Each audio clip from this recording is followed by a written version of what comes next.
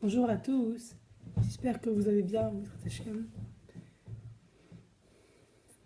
Rabbi Nachman nous a instauré quelque chose qui s'appelle le Tikkun Chatzot.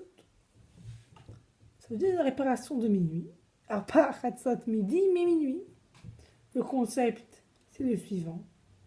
Se lever au milieu de la nuit, quand on dort. Et justement, casser l'habitude et briser la rigueur. Et dire, regarde Hashem, nous on brise la rigueur. On doit dormir, on se lève. On doit ronfler comme des animaux et nous on prie. Et qu'est-ce qu'on doit faire pendant ces 2 heures de Tikkun Chatzot? On dit Hachem, regarde, on plaint la destruction du Beth Amikdash, on veut faire des korbanot, on veut revivre ce temple qui était le des korbanot. Donc vous savez, moi, et vous tous certainement, prions pour les Mashiach Tzidkenu. Nous prions dans la Mida, dans le schéma, dans toutes les bénédictions. Pensons-nous vraiment, Mashiach? Pensons-nous vraiment au rétablissement du Beth Amikdash et tous les services et korbanot? Avons-nous cette émouna-là? Je me le demande beaucoup. La réponse est peut-être un peu à Sukkot, un peu à Shavuot, un peu à Simchat Torah, mais dans la vie naturelle, dans la vie de tous les jours. Le matin, le midi, le soir.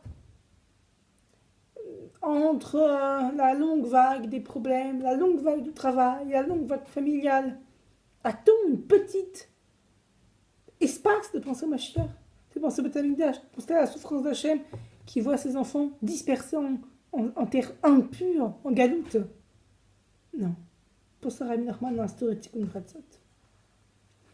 Maintenant, chaque chose dépend de sa volonté. Écoutez cette phrase. Chaque chose dépend de sa volonté. Rabbi Nathan, il a écrit tout ce qu'a dit Rabbeinu. Rabbeinu faisait des grands tiches et les réunions chassidiques. Le rabbin, il danse et il parle.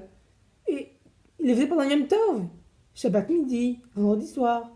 Et pendant tout Yom Tov. Et Rabbi Nathan, il devait se souvenir mot pour mot de tous les discours et les réécrire soit donc après Chol HaMoed, soit samedi soir. Vous vous rendez compte? Parce qu'il avait la volonté. Quand on a la volonté, dans toutes les choses, on arrive. Pareil avec le Mashiach.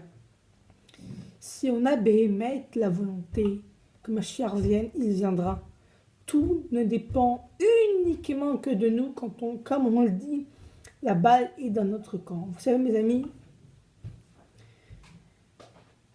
Rabbi Shimon Bar Yochai, il a vu qu'il y avait une grande folie qui s'installait dans le monde. Très grande folie. Il a dit, il y a une grande folie qui arrive. Alors je vais écrire le Zohar pendant longtemps. Et ce livre, il va sauver toutes les neshamot de la folie. Il va rétablir le monde positif. Il a dit, moi, je vais le faire avec mon fils. Et après, il a dit, lui-même, et même si mon fils ne veut pas m'aider à cette œuvre gigantesque, extraordinaire, qui va être celui d'écrire le Zohar Kadosh, qui va sauver tout le monde entier, selon les mots de Rabbi Shimon Bar Yochai, je le ferai tout seul. Maintenant, comment on peut interpréter ça? La seule et unique façon d'interpréter ça, c'est de dire la chose suivante. Rabbi Shimon Bar Yochai avait une telle volonté de réussir, et une telle pensée qu'il allait réussir, que c'était obligé qu'il réussisse. Obligé. Dans la vie, quand on a la volonté de faire quelque chose, ça n'échoue jamais. Rabbi Shimon Bar Yochai avait la volonté. Après, il y a eu des rabbins, à leur tort ou à leur raison, qui ont dit n'étudions plus le Zohar, parce que si ça saute. Alors, il y a eu beaucoup de problèmes. Quel va être le médicament de cette folie? Plus le Zohar. Parce qu'un médicament, c'est comme, vous savez, il y a un médicament. Enfin, la mère, elle était malade à la tête, mais très gros. Le père, il a donné un médicament, c'est vraiment, voilà quoi, c'est pas un Doliprane. Hein. Vous prenez, vous êtes complètement. Il en a donné beaucoup, il a même peur qu'elle ne respire plus, quoi. C'est pareil, le Zohar, ça nous réveille, mais c'est très fort. Alors, ils ont dit, arrêtons.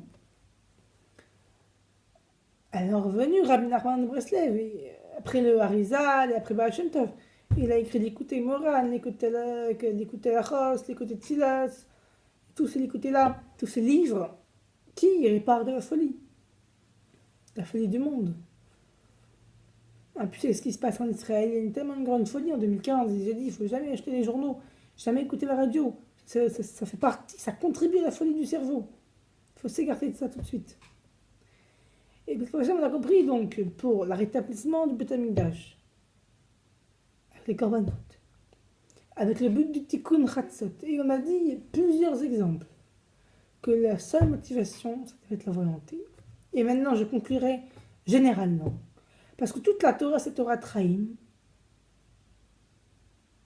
C'est une Torah de vie. Dans chaque chose que vous entreprenez, n'ayez jamais peur. Benoît Kadosh Shamar, Aïkar le Fachet Klal, n'ayez jamais peur. Jamais. Parce que la vie, c'est comme un point étroit, il ne faut jamais avoir peur. Et ayez la volonté de réussir, vous réussirez. Vous savez, une fois, je discutais avec mon oncle, très très sympathique, mon oncle. On était en Israël. On discutait. Il me disait, moi j'avais peur de faire ça, ça, ça. Et j'ai dit, est-ce que je peux parler? Il me dit, oui, bien sûr. J'ai dit, c'était la table de Shabbat, vendredi soir, j'ai dit exactement, j'ai peur. Et j'ai réfléchi.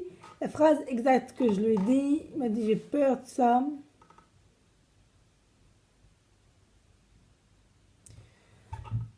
C'est vraiment horrible quand on a le pic du trou de mémoire.